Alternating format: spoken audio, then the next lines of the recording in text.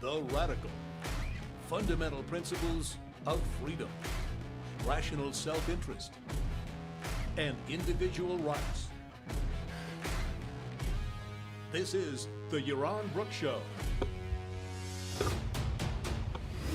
All right, everybody, welcome to Yaron Brook Show. On this Wednesday, January 17th, Davos, World Economic Forum, you know, going strong over there in Davos, Switzerland. We will talk about one particular speech because, you know, I listened to it about an hour after it was given, and all I have to say is, no, I have a lot more to say about this, but this is a good start. Wow. In Davos. Well, anywhere for that matter. Wow. I mean, just wow. You know, I almost never have anything good to say about politicians, and definitely have nothing positive to say about any politicians' speeches. And Milei just gave a great speech. Now, granted, it had flaws. It could have been better from a number of different dimensions, a number of different perspectives. There were things I really would have liked to have changed.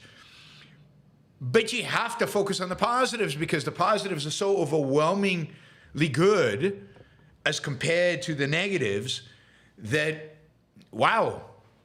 I highly encourage you to watch it. You know, I'm sure you've watched a lot of politician speeches that you just thoroughly hated. I'm putting it here in the chat. You can go watch it. It's simultaneous translation, so it's you get the English translation of it. And I just want to highlight a few things. First, let me just say, he really needs, Milei really needs to take my public speaking course. This was not well delivered. It was not, the whole sections of it that I'm sure the audience fell asleep in, it could have been so much better. Just with a little bit of refinement, both a little bit of editing of the talk itself, and I'm not here talking about philosophical points, just pedagogical public speaking. And then I know how good of a public speaker Milei can be. I've seen him, you know, and he's talked on radio and TV. He's brilliant. And, you know, he needs to get away from this, I'm at Davos, therefore it's a really intimidating audience, therefore I need to wear my glasses at the end of my nose and read a pre-prepared speech in a boring, you know, monotone fashion. So he needs to get away from that, right? But the content, for the most part, there's some, I'll highlight a few things where I think he could have done better. But the content, for the most part, was just excellent. He starts out by basically saying, all the problems that you have, people, are because you're moving towards socialism.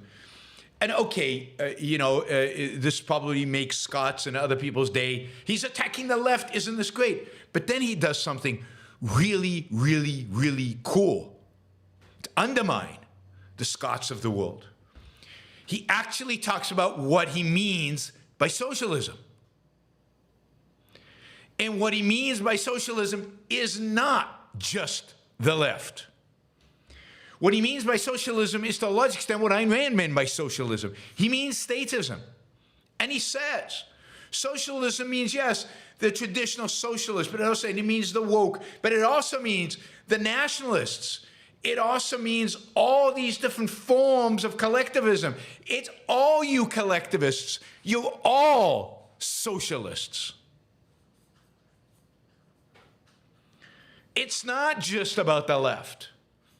It's equally about the right, and a number of his examples, when he lists the examples of socialism, are from the right.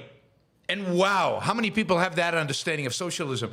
A socialism understood as statism, a socialism understood as collectivism, a socialism understood as state intervention. And he says, we used to think that socialism meant the state owns the means of production, but no more. Now, the state has discovered that it can control the means of production without owning them. Yeah, fascism. So brilliant in a sense that expanding, not being narrow, not affiliating yourself with any political position. On stage, he calls himself a libertarian. Now, I don't think that's ideal, but it's so much better than calling himself a conservative or calling himself a right-winger or calling himself any of these easily put into a bucket. And he defines libertarianism. In a reasonable kind of way, without it coming across as wacky or crazy. He constantly talks about freedom, freedom, freedom. Freedom is what makes you rich. Freedom is what I'm about. He talks about the evil of collectivism. Constantly throughout the talk, he talks about collectivism and that it's evil and it's wrong and that the alternative is not some kind of right-wing nationalism. The alternative is individualism. He names it. There were parts of the talk, I have to say, my wife was sitting next to me, and I was like, either he or speechwriters or somebody close to him has watched my videos. There's just stuff that he said, and even the structure of a part of his talk. It's as if, there are two moments where this happened. One is when he talks about, he really structures it. Look, here's the practical case for capitalism. It works, it produces the wealth. But that's not the moral, it's the moral issue. And that's what everybody attacks. It's the morality of capitalism. But capitalism is moral. Now, he doesn't give a very good explanation why capitalism is moral. He fails there, which is tragic. He needs to do a much better job there. But he doesn't, it's not awful what he does. But it's just not good. But that structure, that follows my morality of capitalism talks. And then the second one is, it's a throwaway line where he talks about the pie. He says the pie and the fact that the pie is not static, it grows. And the pie and the static is not grows was, again, right out of my inequality talks. Right? So I don't know. And I've been to Argentina several times. I've given these exact talks on inequality and on morality of capitalism several times. People in the audience, there were a lot of small L libertarian or big L libertarians in the audience. Who knows what the connections are, but it's there. He talks about morality. He talks about the fact that the economic case is unequivocal, but the real attack on capitalism is a moral attack. And then we need a moral defense of capitalism.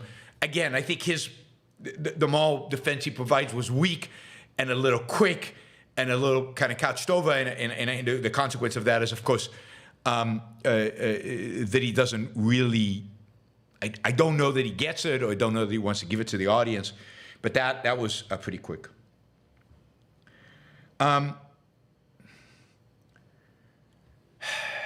then the closing of the speech. God, the closing of the speech is so inspired by Ayn Rand. A little bit of Israel Kutzner, who he mentions in the talk, but really inspired by Ayn Rand. The closing of the speech is truly unbelievable. It's not libertarian. Libertarians don't talk this way. Libertarians don't talk about this ever at all. This is pure Ayn Rand. She was the only one, and to the extent libertarians talk about it, it's because of Ayn Rand. He talks about the businessman as being a hero. And in this sense, it's the best in terms of getting close to the moral case of capitalism.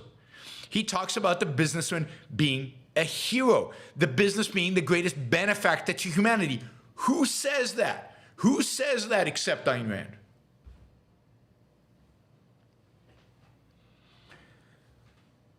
Stunning. I'll give you a few of the things that I think were wrong, both stylistically and in terms of content. But he's a politician. He's standing up in Davos. You know who introduced him? Do you know who introduced Milei to give this particular talk? He was introduced by Klaus Schwab, the founder, the CEO, the chief behind the World Economic Forum. One of the most evil statists out there. Somebody who is the essence of the kind of socialism, statism, really fascism, because Schwab is really a fascist, that Milei is arguing against. The worst kind of, I don't know, call him an intellectual, that you could imagine. He's the one who introduced Milei. He must have been in the audience listening to this. Given the context, given the place, given the audience, given all, and given the quality of this, you can't, I mean, we can quibble on the details, but, he is, I mean, this was a great speech. Sorry, this is one of the best speeches a politician has given on a broad, kind of as a broad philosophical outlay. Again, so what am I against? I'd say 2 points. I mean, really 1 point stylistically. On a couple of places, he goes into professor mode. I'm going to teach you how, too many numbers, too many stats. When he's trying to describe the growth of wealth in the West, you don't need those numbers and stats. You can do it in a much easier, much more easily digestible way than what he did. He then goes into a long explanation about why markets can't fail, which is completely right, but it just becomes too professorial, too a little bit academic, too slow. You lose the audience. So those are stylistic points. Nothing he said about either one of those topics is wrong. Both are actually right. If anything, he underplays the benefits, the economic kind of benefits that capitalism has provided the West. There's ways to illustrate that it's even much greater than the numbers he illustrates. But he's completely right on both points. It comes across as a little too professorial. He needs to watch, as Michael suggests here, he needs to watch Milton Friedman a little bit do economics and do economics for the layman. Nobody was quite as good as Milton Friedman in taking economic concepts and making them digestible to the common person. So that's stylistically mainly because there was nothing content wrong. I'd say the content points, weak on the morality, just didn't get it, didn't get there, and it felt like he was rushing it. Again, I think there's an inherent discomfort with the moral point. I think he attributes rights to God. It's a quick point. He implicitly doesn't make a big deal out of this, but he implicitly suggests abortion is evil. I mean, those are the big ones that I can recall right now. The things that I love to see gone and redone and replaced. But so yes. So there were some weaknesses. I wish he'd spent just a little bit more on the morality and dug a little deeper into that and linked it up to his argument for individualism, and his argument against collectivism, because his argument for individualism against collectivism has to be moral at the end, and he needs to figure out what that argument is. He's going to be troubled by if he can't link it to individualism. And then one other complaint I have, and this relates to his libertarianism, and that is the way he accuses the state of doing things. Sadly, it reveals this kind of anarchism. Reveals his anarchism. It's the hatred of the state, which is motivating. I just wish I had, given that he's new to all these ideas. Remember, Milei was a Keynesian 12 years ago. He was a statist 12 years ago. He's new to these. I wish I had time with him to talk about the anarchy because I really think he's smart enough, intelligent enough to get it and to overdo it. And when he says the state, which is, I mean, if you limit it to the current state, absolutely. But the way it's said and in the context it's said, it's an accusation about the state per se. And I think that weakens your case. It would be great if in one of these talks he articulated a moral case for a state and the proper role of the state. And if he did that even in a sentence, then blaming stuff on the state would be fine because the context is the improper state, the not right state. So again, I think that's too bad, and it reveals these weaknesses, the anarchist weaknesses. But given all that, in particular, his just praise of the businessmen in the last segment of his speech, in his closing, was so good and very appropriate for Davos. In the sense of, I mean, some of the best leading, most innovative businessmen are at Davos. You can criticize them all you want, but they are there.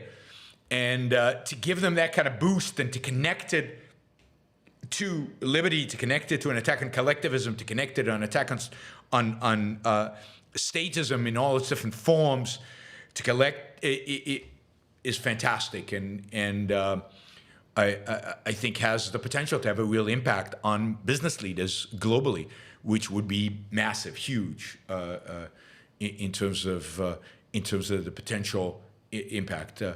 The speech, I'm sure, will be viewed a lot, and that's great. Generally, I'm excited to see how this develops. I wish, Milei got himself to the point where he's comfortable in front of an audience like this, and same thing happened in his inauguration and other formal speeches, and be less formal in his delivery. He needs to loosen up. He needs to embrace his own passion, embrace his own style, without swearing, still being dignified, all of that, but just bring out that personality that in the end won him the election. Right, and then won him the election and got people excited about him. I don't think it helps his case to be so stiff and potentially boring. So I hope I get a chance to meet Milei. I'm happy to do a short public speaking seminar for him. It wouldn't take more than an hour, and we'd be done. It really isn't that hard because he has all the skills. You know it because I've seen him do it. I've seen him do it before. All right, that is Milei. Whoa, that took 20 minutes. All right, we got a lot of topics to cover, but there's a lot of news, and I had to skip stuff, move stuff to tomorrow because there's so much going on that's interesting. Just couldn't cover it all. All right, Chevron. 2 Supreme Court cases are in front of the Supreme Court today, that have, I think, massive implications for liberty and freedom in the U.S. The two are Lopa Bright Enterprises, Inc. versus Raimondo, and Relentless, Inc. Versus the Department of Commerce. Both of them basically have to do with the ability of a regulatory agency, when facing an ambiguity in a law, to basically make a decision independent of the legislature and, importantly, independent of the courts on how to interpret the legislation. So years and years ago, in 1984, in a court case named Chevron versus NRDC, the court decided, in a counter to the way this issue had been interpreted in the past, that it was going to give deference to the regulatory agency. That is, in a sense, the regulatory agency was the one that would ultimately be in a position to make the decision about how to interpret ambiguity in the code. And the court went with it, and including, by the way, Justice Scalia. And this completely, made this doctrine, Chevron, part of the court's precedents, not just when the court was liberal, but also when the court was conservative, because here was the leading scholar of the conservative right on the Supreme Court siding with Chevron, and the right kind of went along with it, and it was allowed to stay in place. Finally, we now have a court that is willing to challenge this idea. One of the consequence of this have been many. One of the consequences of it have been that Congress is quite willing to write ambiguous laws and then let the regulatory agency fill in, instead of Congress actually making sure that the laws it passes are clear and that there are no issues. And as a consequence of the ambiguity, the regulatory agencies have gained in power, gained in strength, gained in personnel, because now they get to actually interpret the laws. So actually 3 effects. One effect, Congress has become lazy, just outlines the law and lets the regulatory agencies fill it in. Second, this has given the president a lot more power. So when a president comes in, they can come in, and by putting their people into the right places in a regulatory body, they then get to interpret the law. They get then, and this also opens it up to much more of executive orders, where they order a particular interpretation. And third, it has taken away any responsibility from the courts to interpret these statutes, to say, no, the statute's unclear. Congress, go back and clarify it. We are not going to let the regulatory agency, so it's taken away that power from the judiciary. The Supreme Court has an opportunity to overturn Chevron. There is a decent chance that they will. You've got 2 Supreme Court justices that are really passionate about this issue. One is Gorsuch, and the other one is Thomas. They really, really want to overturn Chevron. I think that they can convince 3 to 4 other conservatives to do it. Basically, the conservative legal profession is completely behind this, so that they have the full support of kind of the FedSoc conservative legal guys. And I think that the likelihood, it's a really good likelihood that they will overturn Chevron. I think this reduces the power of the regulatory agencies. It puts the burden on Congress, which I love, because Congress can't get anything done, so you get less laws, which is a good thing. Puts the burden on Congress not just to write ambiguous laws that they know the SEC or the FDIC or some other regulatory agency will fill in, but that they have to either fill or not do it, which is great. It reduces the power of the presidency. It reduces the power of the people at the head of the regulatory agencies.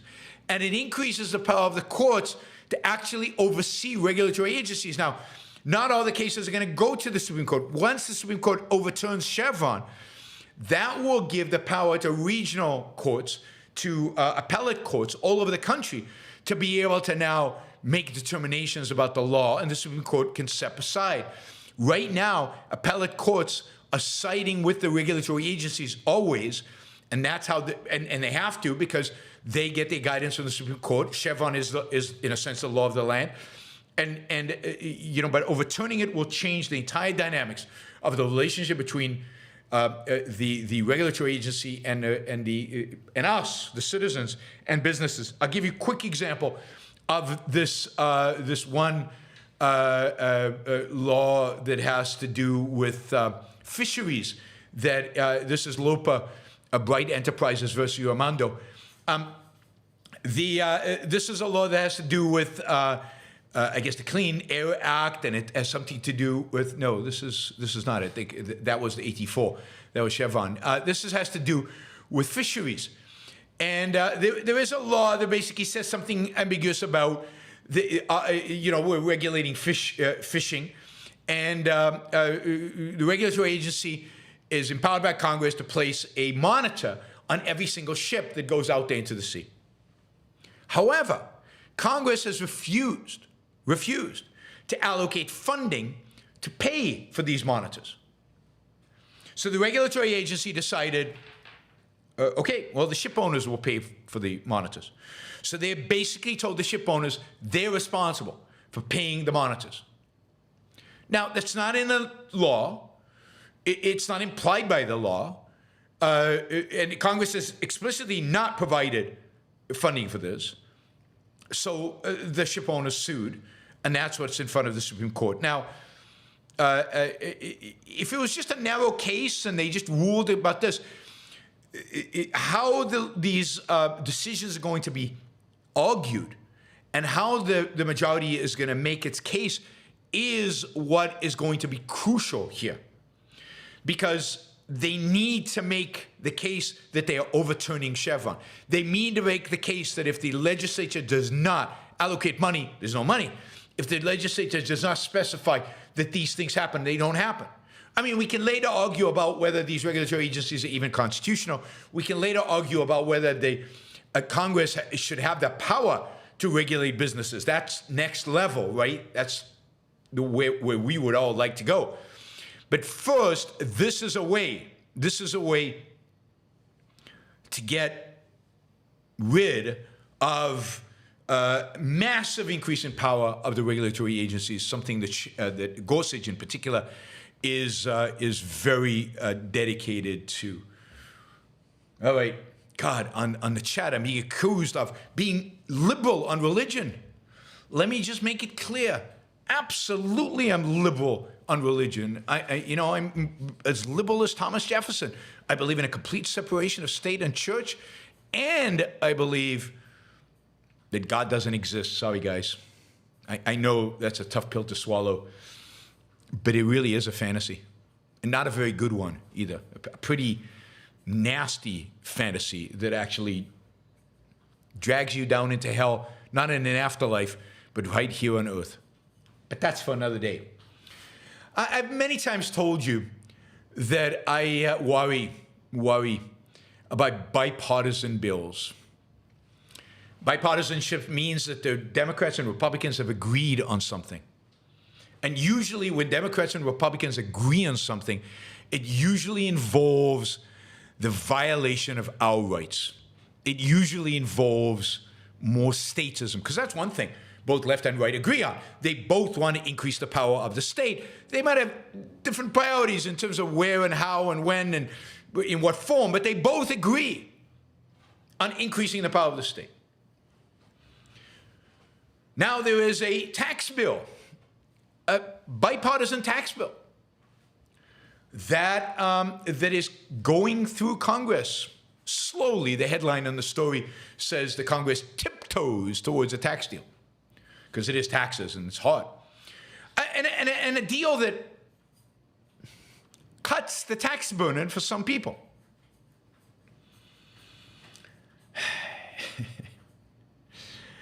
It actually provides 78, supposedly, right, as these people actually go after it. It's supposed to be $78 billion in tax breaks and expanded credits. $78 billion. Isn't that great? It is called, at least for now, the Tax Relief for American Families and Workers Act of 2024.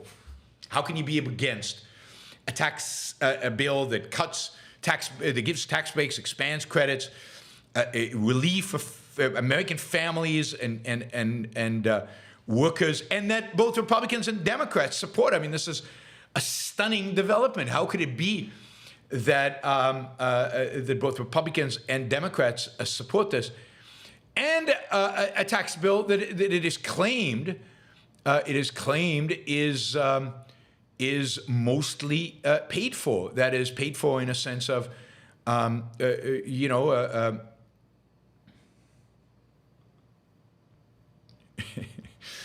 that they will find spending cuts to offset the increase in the decrease in tax revenue.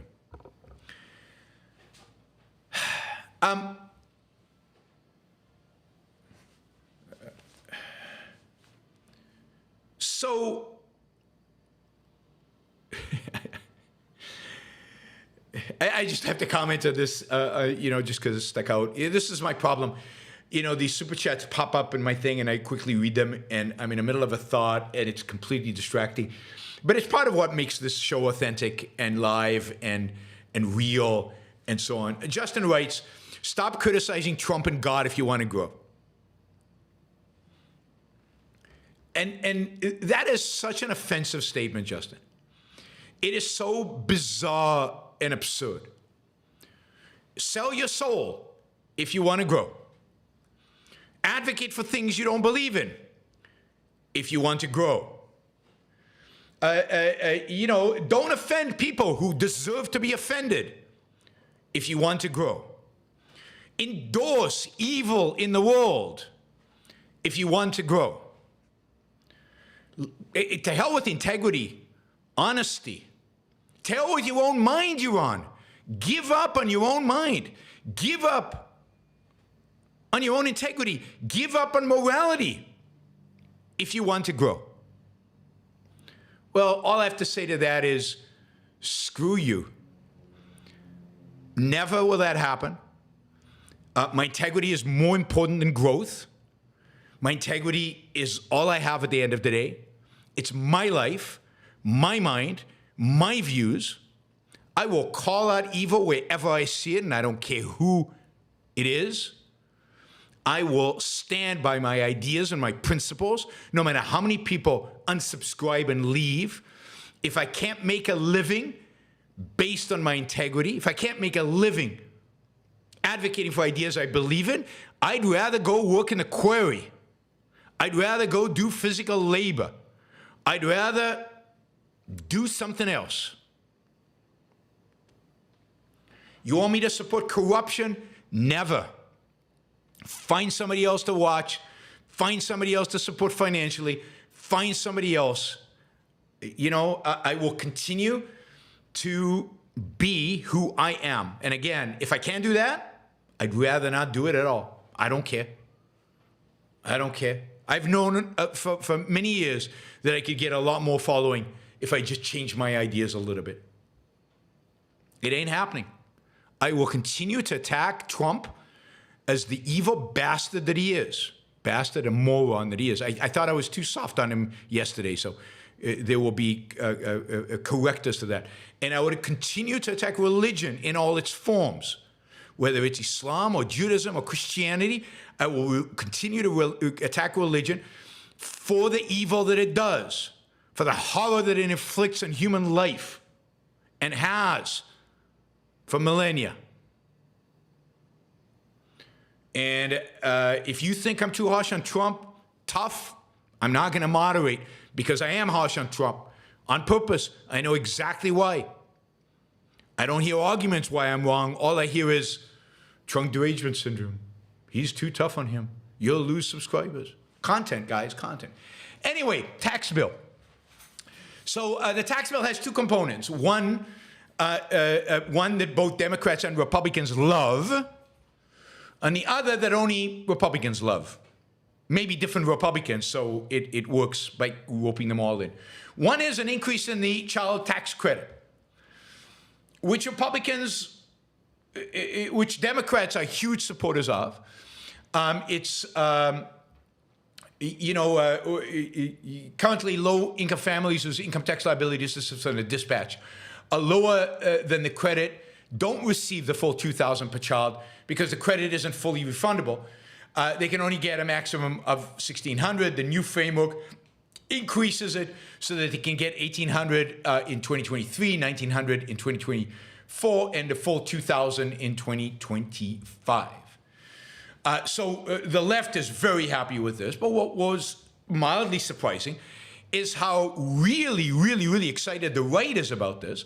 They're huge supporting children. They want more children. They want to see and they want to support.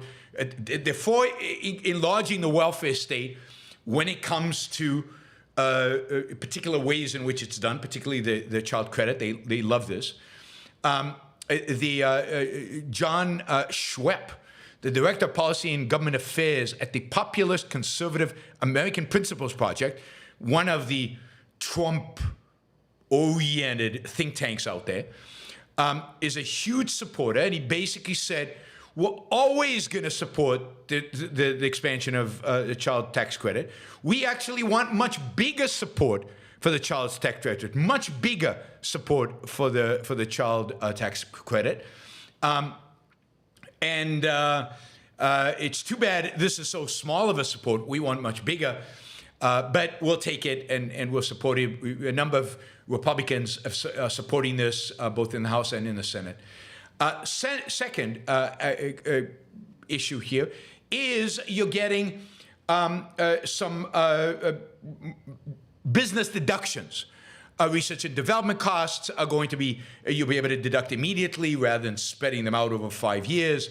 You'll be able to fully expense investments in machinery and equipment, something that lapsed in 2022. That would be restored.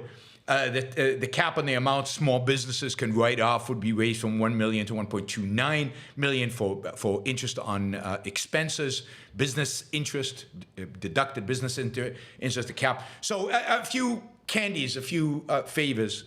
I mean, this is horrible. This is stupid. This is the kind of bipartisan bill you would expect. Yeah, I'm for increasing expenses and R&D and all of that. That's great. I'm very much against increasing child credit. Ideally, we just get to a system, again, where we eliminate all these credits, all these subsidies, all these tax breaks.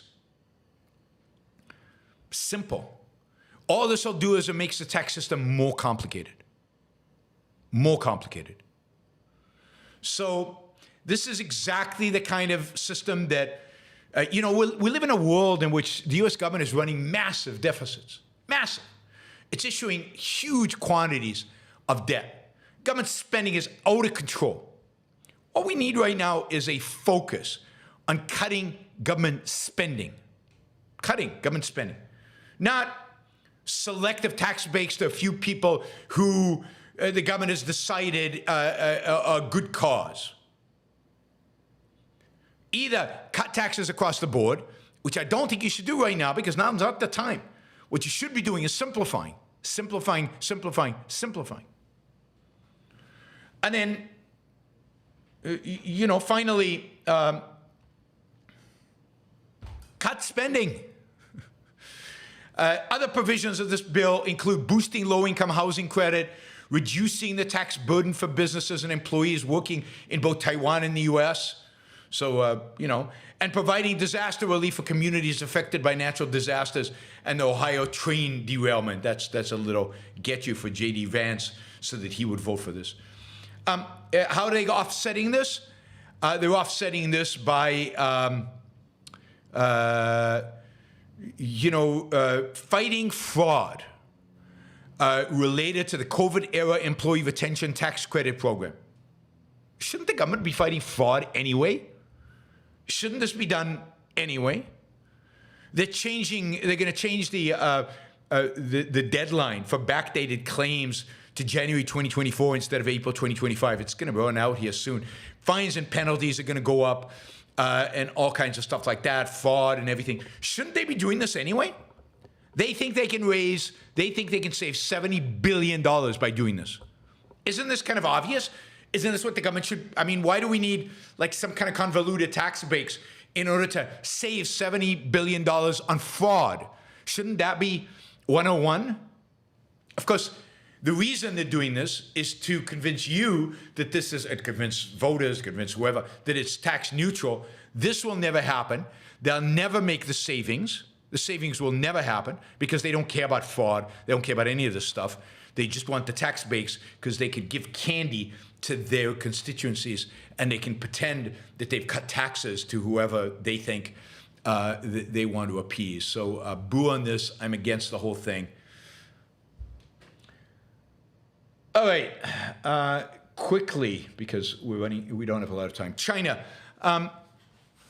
The big story out of China today is that the demographics are even worse than everybody expected, maybe with except of what's his name, the demographer, Peter Zine. He's the only one who's really talked about this, but the demography is even worse than people thought. China's population shrunk by another 2 million last year. That's according to official numbers. Who knows what the real number is? Births dropped by more than 500,000 last year, fewer babies born. to just over 9 million in total. That means the population is shrinking. Fertility rates in China are probably close to 1, maybe under 1, probably under 1, which is like South Korea, Japan levels, fastest shrinking countries in the world. Number of old people is over 20%. That is over 60. That would include me as old. So, middle-aged and old people is 20%. This is a disaster from a narrow perspective of economics, if you will. I mean, I think it's interesting. Since they got away with one-child policy, birth rates have declined dramatically. Indeed, China is throwing incentives at women to have kids, and Chinese women are shrugging. Indeed, the more freedom they have to take control over their reproduction, the less kids they're having. So on the one hand, I think this is great. It's great in a sense that people in China, women in China, have control over their own destiny. They get to choose. They're not being coerced. They get to make decisions, and they are free enough, wealthy enough, successful enough, independent enough, have enough career opportunities for women that they don't have to have kids and buy into conventional gender roles and conventional family structures. Good for Chinese women. Hooray for them. It's bad for the Chinese economy. They're hitting a shrinking population, a growing elderly population, just at the same time as they've got a massive debt crisis, a massive real estate crisis, and an economy that is struggling to grow. Struggling to grow. So this is horrible for China long term because it'll exacerbate its economic problems. China does not have a robust immigration, although it needs it. It's unlikely that China is going to embrace immigration. It's also not clear who's going to come. Certainly, China is experiencing a brain drain. You can see that on our southern border with a number of middle-class Chinese trying to sneak into the United States, people who've left China. So there's definitely a challenge here for the Chinese. But on the other hand, good for the Chinese women, good for Chinese families, good for the Chinese people that they now have the freedom, the time to pursue their own values, whether those include children or not. I'm all for, in some cases, not having children. Oh. All right, Iran. Yesterday, Iran, in retaliation, supposedly against ISIS, for the suicide bombings, what was it, a few weeks ago, on the fourth commemoration of the 4 years to Soleimani's death, the Iranian regime bombed yesterday targets in Iraq and in Pakistan. In Iraq, they claimed this was some kind of bastion of Israeli intelligence or something. And in Pakistan, they claimed that this was a base for ISIS. Pakistan is not very positive about this. Pakistan's sovereignty has been infringed. They weren't told about this. Of course, they deserve it because they are indeed a bastion of Islamists, groups all over Pakistan that are creating havoc in all kinds of places around the world. But they got bombed. Pakistan is not happy. Remember, Pakistan actually has nuclear weapons. It is the only Islamic country in the world that has nuclear weapons.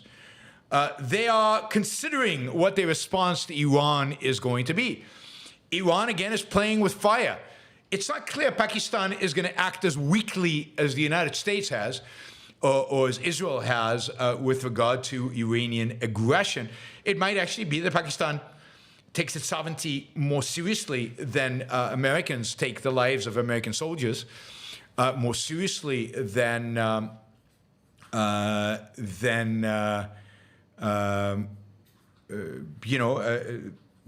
than even Israel takes its sovereignty. So we'll see what happens. But I'm going to do a show, whether it's this week or next week. I will do a show on kind of the Middle East and World War III, if you will, because I do think that it's the American weakness, American global weakness under Obama, Trump, and Biden is the biggest threat to world peace right now. And what we're seeing is a dramatic increase in these flare-ups, a dramatic increase in violent hostility, a dramatic increase in potential war. The kind of increases, I don't remember when the last time we saw this and when we last saw it be this bad. We are teetering on the edge here, and I think to a large extent, it's a consequence of the fact that the West is asleep. The Biden administration is asleep. The Trump administration was asleep. And Obama was the first president in American history to basically make a moral equivocation between the U.S. and the rest of the world. Obama was the first American president to say America shouldn't lead. Obama was the first American president to kind of put the United States from a global foreign policy perspective on pause. And Trump and Biden have just accelerated and reinforced that position. And I think this explains Russia's hostility. It explains what's going on in the Middle East with Hamas and Iran. It explains China's increased aggression and North Korea now's increased aggression. And it's going to get worse. It's going to get worse. And it doesn't matter who wins, because everybody running for president right now, with the exception of Nikki Haley, is committed to the United States taking a back seat, is committed to the United States sitting it out, is committed to the United States not pursuing its national self-interest on a global scale. Every single one of them. All right, finally, some more good news. We started with good news with Milei. We've got a little bit more good news. All right, Saudi Arabia will have to wait till tomorrow. A couple of Saudi stories. So let's see. A couple of quick stories. One is they've cloned a monkey. They've cloned a rhesus monkey. And not only have they cloned it, but it's lived to adulthood. Most cloned monkeys die young, but they have now a new method of cloning, a new method of in vitro fertilization. And we now have a cloned rhesus, R-H-E-S-U-S, monkey. He's named Ritru, and he survived until adulthood, and he's doing well, and he's completely normal, and really, really cool. This technology is really, really interesting. It's exciting. It's exciting in terms of what can be done for humans, in terms of ultimately being able to enhance the human genome and in vitro, and to be able to clone at least certain aspects of human beings. Anyway, this is fantastic. I am a huge fan of cloning. It's playing God, absolutely. I think human beings should play God. I think human beings do play God. I think human beings need to accelerate playing God. This is exactly what human beings are. We are. Since there is no other God, we're it, so we better play it. Second story, again, a kind of playing God, this is a playing God, is a second drug, a second treatment that uses gene editing, CRISPR gene editing. This is absolutely playing God. This is where you send in a pair of scissors into the DNA, literally goes into the DNA. All of you freaking out from mRNA. This is like 1,000 times more invasive than mRNA. It goes into the DNA and it literally cuts certain sequences out. And in the future, we'll be able to replace them, cuts certain frequency. Now, we got a gene editing, that's what it is, editing, cutting out CRISPR technology. This is absolutely playing God. We got a sickle cell anemia drug approved a few weeks ago by the FDA. Huge move, sickle cell disease. And that was cleared by the FDA. And now, that was in December, now they've just expanded approval of CRISPR to include a treatment for something I've never heard of, beta thalassemia.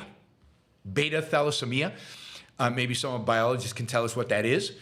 But it doesn't matter what it is. It's a disease that cannot be cured. And it can be cured using a method that is astounding in terms of its implications, in terms of what we'll be able to do in the future and the extent to which we'll be able to play God in the future. So yay for genetic engineering, yay for CRISPR, and yay for cloning. This is all terrific news, good for science, good for scientists. Go, you biologists. I do think we're entering into the decade of biotech, where biotech is going to change much of how we understand the world and much of how we understand the ability, in a sense, to shape who we are as human beings, at least the biology of who we are as human beings. All right, we went way over today, which actually deserves a much higher goal than what we have, so we should be raising a lot more money, given how much we've gone over. But let's jump into the super chats, because that's where the action is, and I know there are a lot of questions. John Glue, I'm sure I'm mispronouncing your name, but anyway, John says, "Hey, Yaron, I just finished your Trump episode. It was very good. Take my money. You deserve it. I'm looking forward to your coherence review." That's right. I skipped it yesterday. God. All right, I need a review. I'll do that next time I do movies. I'll do coherence. I think the most telling line in the movie is when one of the characters says, "If they started here, they belong here." Well, yes, in the sense of it's an important line, but it's God, it's a strange movie. It's a strange movie. It's one of these movies that deals with the multiverse. But yeah, thanks, John. I would have never watched the movie if not for you encouraging me. And thank you for supporting my Trump show. As you can see, some people would like me to stop attacking Trump, and it will never happen. I actually think that I was a little too positive on Trump. Well, not too positive. I was not anti-Trump enough, and that will be corrected in the shows, weeks, days to come. I think Trump is even worse than I described him in the show. All right, John says, listening to the speech, this is, I guess, Milei, was awesome. He offered a moral defense of capitalism. Well, he didn't offer it. He said one is needed, and he kind of vaguely gave something, but he didn't actually offer a moral defense of capitalism. Just saying capitalism is moral is not a moral defense of capitalism. He needs a defense. He needs an argument, and it's very hard to make that argument unless you're willing to make a philosophical moral defense of individualism. And he hasn't yet done that. I mean, that's where he needs the work. That's where it bumps up against conventional morality, which he would have to challenge, which is even bigger than challenging conventional political views. He's almost there, but we need to get him, we need to push him over the top. I mean, I remember when people, Arthur Brooks and others would talk about morality of capitalism, and then they wouldn't really make a moral case for capitalism. Milei is flirting with that, and I wish he could be better. He did make a moral case for businessmen, at least part of a moral case for businessmen, which was terrific, really, really good. I think he also means the state in its current form, not a moral state. Not a moral state. I was moved to tears, honestly. I'm with you. But no, he means, the way he says the state, the context in which he talks about the state, the fact that we know he considers himself an anarchist, all comes together, and he's talking about the state qua state, unfortunately. But again, I'll take it, given everything else that he says. Remo, what are your favorite works from Beethoven? Oh, wow. Seventh Symphony, of course, the Ninth, but the Seventh is my favorite. Ninth, let's see, Fourth and Fifth piano concertos, the violin concerto. I love his violin sonatas. What else? I love the quartets. The quartets are hard though, but I love the quartets. What am I missing? His Missa Solemnis, religious piece, but amazing, stunning. A mass. Yeah, I mean, I think those are my top favorites. Those are my top favorites. And of course, some of the piano, Moonlight Sonata and some of the other the other sonatas. I can't pronounce them. Anyway, there are like 3 or 4 sonatas that are just unbelievable. I mean, they're all good, but there are 3 or 4 that are just stunningly beautiful, and I love all of that. But Beethoven is somebody I can listen to almost anything. I like Fidelio. Fidelio's, when it comes to opera, it's a great story. One of the best stories in all of opera history. He's not a great opera composer, in my view. I mean, it's a little stilted. And I say that with, respect I have for Beethoven. He doesn't compare to Verdi and Puccini and others, but the story is fantastic. And the opera is still really, really, really good. It's just not one of my favorites in terms of Beethoven.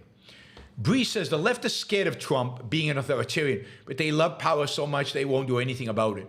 Congress would take back the executive power they have given the presidents at any time without the court. Yes, you're right. I mean, they don't want to give up the executive power because they use it.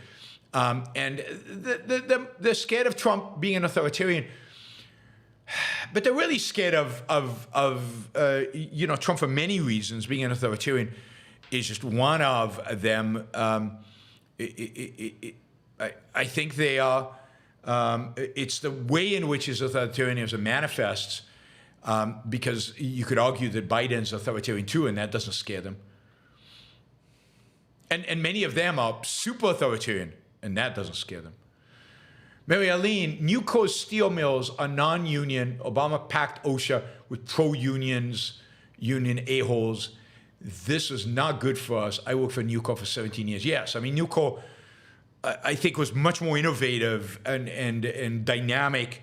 I forget the name of the CEO who really put Nucor on the map.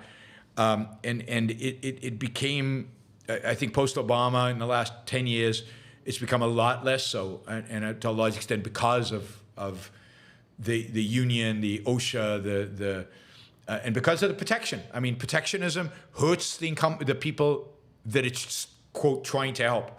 Nucor was hurt by protectionism. It wasn't helped by protectionism. Sylvanos, just watched your show from last night. Loved it. I wish I could show it to my Trumpist father, but he's a lost cause. Thanks, Sylvanos. Again, more to come on Trump. I'm going to double my efforts between now and Super Tuesday in the hope of affecting a few of your votes who might vote for Trump and away from him. Probably won't be very successful in affecting them, but at least I will have the sense that I've done my bit. The primary season of what matters for now. And then, of course, I will redouble my effort once he wins. If I wasn't clear yesterday, I think that a vote for Trump, one should not vote for Trump, pretty much no matter what. All right, Michael says, will Milei's success at aggressive deregulation influence the next Republican administration? I don't see any signs that it will. I don't see any reason to think that it will. I don't think Republicans are really paying attention. I don't think they care other than beat the left, which is that Milei beat the left. I think they care about that, but I don't think they care about the specifics. I don't think they care about economics. I mean, from Milei, from his speech today, you can tell the guy is an economist. He loves economics. He wants to teach economics. He's trying to teach economics at the World Economic Forum from the stage. I mean, it's pretty funny and inspiring. and a little sad because he's not going to be successful. But there's something unique about Milei that there just doesn't exist in the Republican Party right now. There's just nobody, not even Rand Paul, nobody who has that kind of attitude towards economics in the world of government. Not a single one of them. Fend Hopper, did you get the impression that libertarianism manifests differently abroad?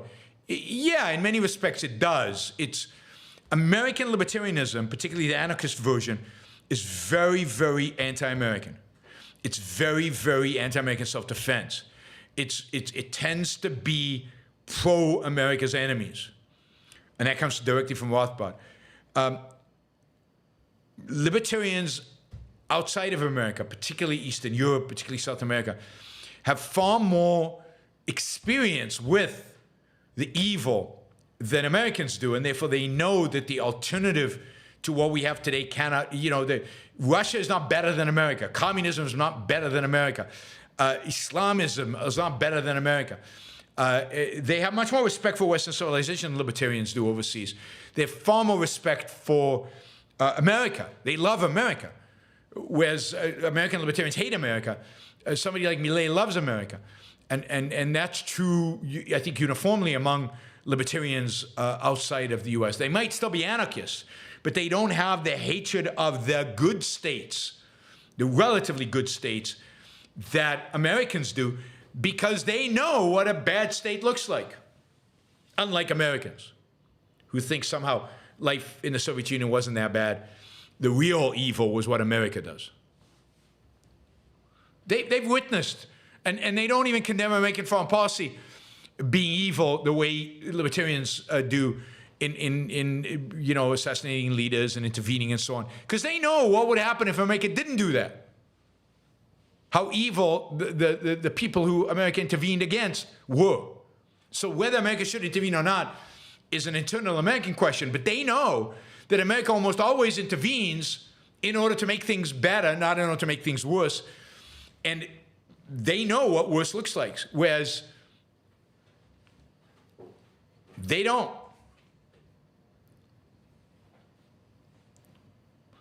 Americans don't. American libertarians have no clue. I mean, they're really clueless about history, about what it's like to live in another country, about the world, about international politics, and about the world. They know nothing about it. They live in a fantasy world guided by their hatred. Why should some people never own a house or condo? Isn't renting your entire life an enormous waste? Why? Why is it a waste? Real estate. Real estate is a consumption good. There's no. I mean, other than the tax deductibility of a mortgage, there shouldn't be, in a free market certainly, there isn't any advantage to buying a property. Sometimes in the world in which we live today, it makes more sense to rent. Sometimes it makes more sense to buy, depending on the government incentives being provided to the marketplace.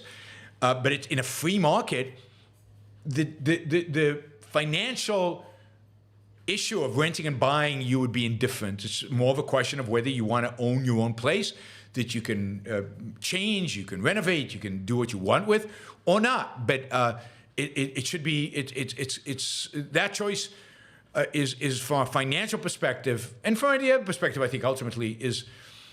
But from a financial perspective, you should be indifferent between renting and owning. In a free market, the value of a home does not automatically go up. It's only in a statist world in which homeowners lobby government and basically manipulate government to protect themselves to raise the prices of their own real estate, does the value of the real estate go up. So there's context, right? It depends what you want. Owning is more stable. Nobody's going to kick you out. Renting is more flexible. The periods in life maybe make sense to own. Periods in life would make sense to rent. So enormous waste to whom and for what? So it all is a context. Michael, you ever watch Milton Friedman Q&As in the 70s? The students actually asked intelligent questions.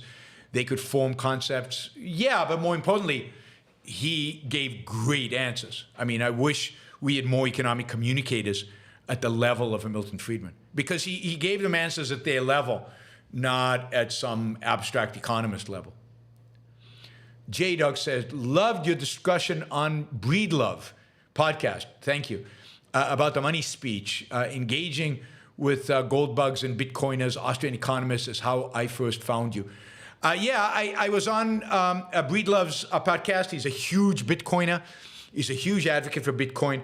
I've done a number of discussions with him about a year ago, maybe more. We did a whole series of interviews where we discussed Ayn Rand's virtue of selfishness. Yesterday he released a video of me and him discussing Francisco d'Anconia's money speech from Atlas Shrugged. He recently finished Atlas Shrugged, reading it and loved it. And the discussion of the money speech was really, really good. Please go listen to it. Please support. Please support it by just listening. Get the views up. I think you'll enjoy it anyway. So it's Robert Breedlove's podcast, Breedlove, Breedlove, his podcast. So yeah, please go listen to it and support what I do by just listening. Anonymous user says, great Milei update. Thanks, anonymous user. Justice says, is the success of electric cars a proof government subsidies work? No. I mean, what was the alternative use of that capital? What else could have happened? Is electric cars good?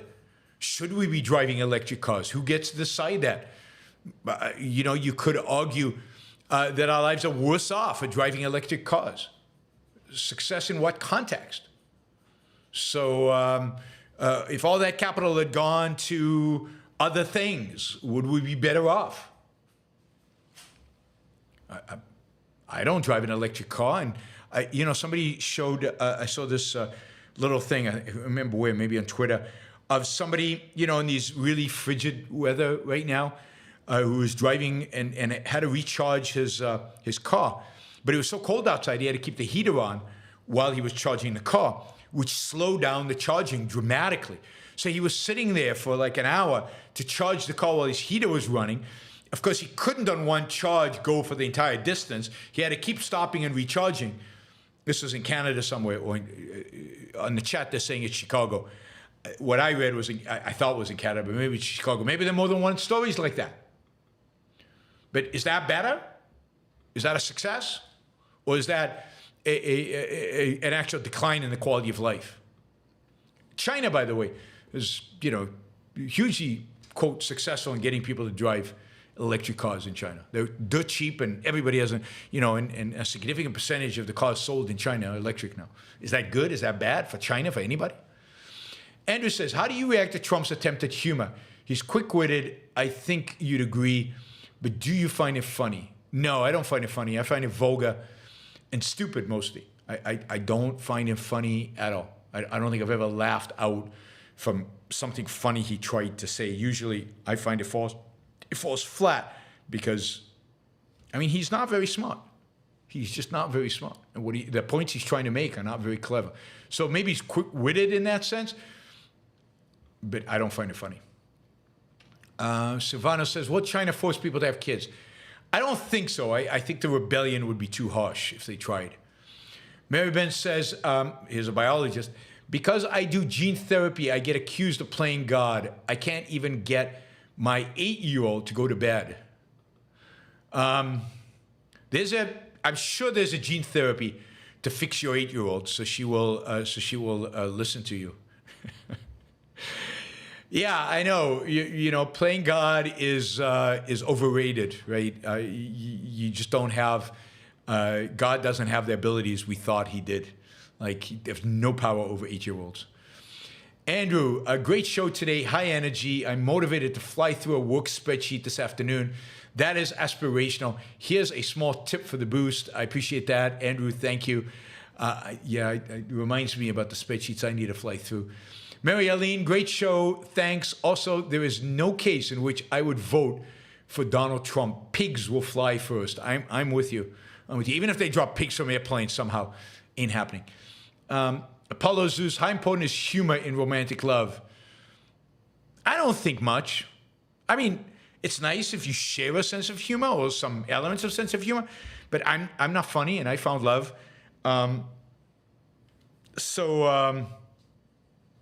Yeah, if you have very divergent sense of humor, maybe it's hard. But I don't think you have to be funny in that sense. I mean, you just have to be able to kind of, in a sense, share what's funny. All right. Thank you, guys. I appreciate the support. We did the super chat pretty quickly.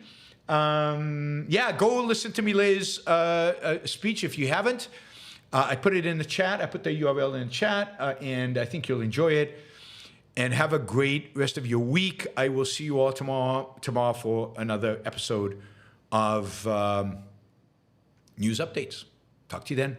Bye, everybody.